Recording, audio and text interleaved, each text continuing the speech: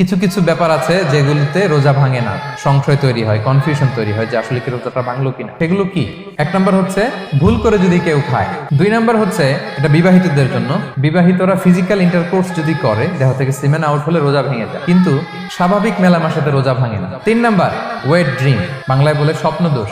ঘুমের মধ্যে এমন কিছু দেখলেন ফলে আপনার সিমেন আউট হলো, আপনার রোজা ভাঙবে না, শুধু আপনি ঘুম থেকে উঠে ফরজ গোসলটা করে নিলেই হলো। চার নাম্বার হচ্ছে ব্লাড টেস্ট, ব্লাড টেস্ট করলে রোজা ভাঙে না। পাঁচ নাম্বার হচ্ছে অনিচ্ছাকৃত বমি। ছয় নাম্বারে নোজ ব্লিডিং, নাক দিয়ে রক্ত ঝরলে মানুষের রোজা ভাঙে না, আনলেস যদি অনেক বেশি অ্যামাউন্টের হয়, আপনি ক্লান্ত হয়ে পড়েন, তখন তো রোজা ভাঙতে হয়। সাত নাম্বার রোজা রেখে দাঁত ফেলতে পারবো কিনা, দাঁত ফেললে যে রক্ত বেরোয় এতে রোজা ভাঙে না। আট নাম্বারটা হচ্ছে ইনজেকশন, রোজা রেখে ইনজেকশন দেওয়া যাবে কিনা। কিছু কিছু ইনজেকশন দেওয়া যাবে, কিছু কিছু দেওয়া যাবে না। কোনগুলো দেওয়া যাবে না?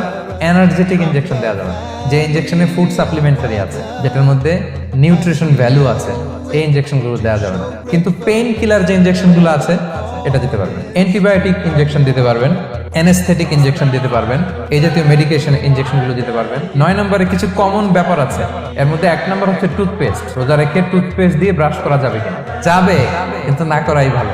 আই ড্রপ দেওয়া যাবে। এরপরে ডায়াবেটিক পেশেন্ট যারা আছে তারা ইনসুলিন দিতে পারবেন, এত রোজা ভাঙে।